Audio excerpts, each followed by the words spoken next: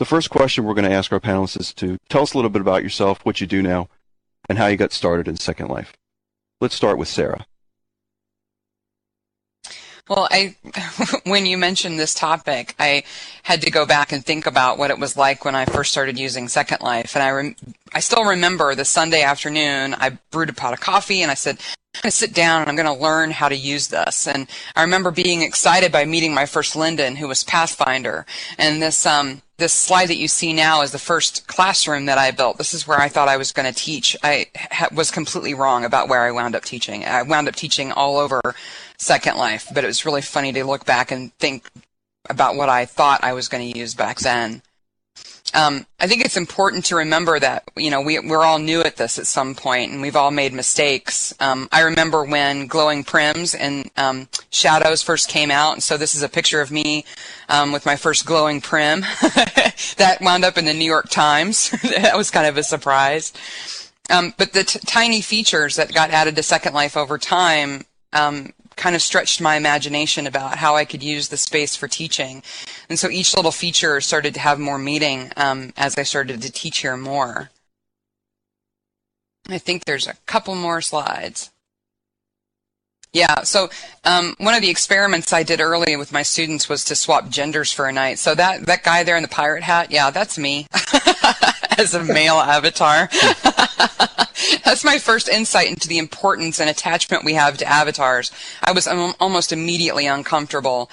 Speaking of uncomfortable, I've been in some jams in Second Life. This is me dead in a bathtub on Midian City, but I've also been caged for prolonged periods of time, stuck in walls, lost underwater, everything else that the normal user runs into. Yeah, I've been there. I've done it. And then I think the last slide is, that's a Hydralisk from StarCraft, if you've ever played that video game. One of the first things I built was a character from another game in this virtual world. So I found that I was interested in creating content and that I like to express myself. And so I kind of tried to angle that knowledge of my own learning and my own creativity towards my students. And Second Life caught my attention for those features right away. A quick question, Sarah. How quickly did you start to build when you're in Second Life? Was it instantaneous, or did it take you a while to get the courage to start? I've always been kind of an addict of Legos and things like that, so building in Second Life came really natural to me. I started doing it, I think, on my second day. When I got out of the cage that I was stuck in for the first 24 hours I was in Second Life, I pretty much started building. Awesome. Thanks, Sarah. All right, let's go on to AJ. Take it away, AJ. It's all you. Hi there. Well, I had this is the picture that you're looking at right now is where Montclair State University is currently as far as its implementation in Second Life. And I guess we'll be talking about that a little bit more later on, but we have a number we have 3 sims, and so that's one of the things I'm doing now is I'm working on coordinating the activities of the teachers that are presenting their classes as well as the educational community. One of the other things that I'm working on is the Second Life Education Roundtable, which has sort of grown and taken on a life of its own. As a matter of fact, this picture is from the educational fair that just happened last week. And we had so many people at the fair that we actually had to double-decker the roundtable so that we could have enough seats for folks. And that went quite well. But it wasn't always like this. We all start somewhere, and this is me. I think this is actually in about 30 days or so. I had originally seen. I just hit my second res day a couple of weeks ago, and so this is kind of what I looked like before I got my newbiness out of the way. And what I decided right away, I saw right away that there was an educational potential. So I went and got a freebie building, and I bought some land of my own, and I created the Center for Learning in a Virtual Environment, which is the picture that you see now. And from that, I started to develop stuff on our own, and eventually, not long after my getting involved, a faculty member at Montclair State, Laura Nicosia, who's Laura Maria Onomatopoeia in Second Life, she got really interested in this, and she and I together saw the potential that we felt Second Life had. And this picture was the first. First of all, it was one of the first in-world snapshots I ever took. And then this was the cover slide to a presentation that Laura and I made in April of 2007 to the folks in our university. So needless to say, Montclair's come a really long way since then. Yeah, I'm curious, AJ. You said you bought land with your own money and then got that freebie house. How much of your own money did you invest? Oh gosh, I don't know. I didn't keep track, but I mean, I had that property for well over a year, so I paid whatever the tier was on my own for well over a year. When I first got in, I didn't know if Montclair was even going to get involved. So, I kind of just said, I see the potential of this. I want to take it further, and if things work out at work, then great. Awesome. Okay, Brock, you're up. I started out in a driving lab at the University of Minnesota, and this is called the Human First Driving Lab. And we were working with simulations to do human factors research.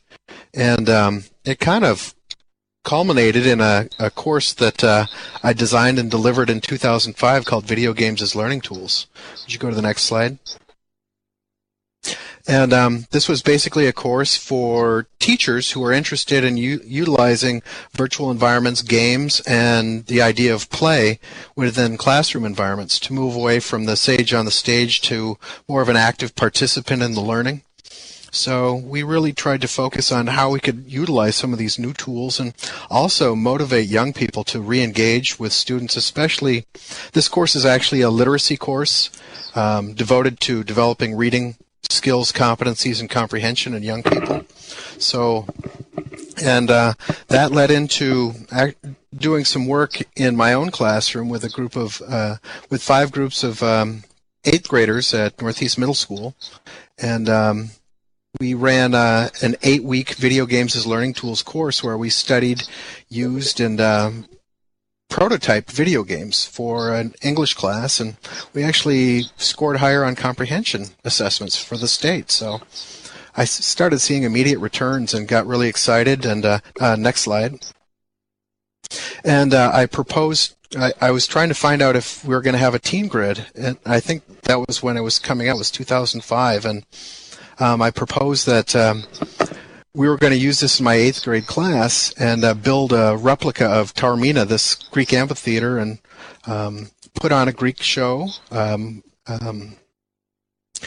Antigone, and design the set, do all the costumes, and perform it live. And we never quite got there because our school had computers that were from the year 2000 and 2005. So the idea of putting it on was more dreaming than anything else. But so that's when I started beginning to develop more in Second Life. Excellent. Quick question, Brock. You said the course you did Video Games as Learning Tools. Were you using consoles at that point, or what actually programs were you using? You mean the summer course for teachers? Yes. Yeah. Well, we were using computers, we were using consoles, we were using board games, dice, imagination, live-action role play. The idea is a game is a structured form of play, and any environment can be a game for me. And it's just a systemic activity that has rules, roles, tools. And I actually have an instructional design model for that I'll share later, too, that I learned through research and observation. We did use Second Life in that summer course. We used the Xbox. We had a unit on Dance Dance Revolution. I did some research on that, too, on bone density, seeing if we couldn't reduce obesity in young 6th, 7th, 8th grade girls and also increase bone density through growth using Dance Dance Revolution. So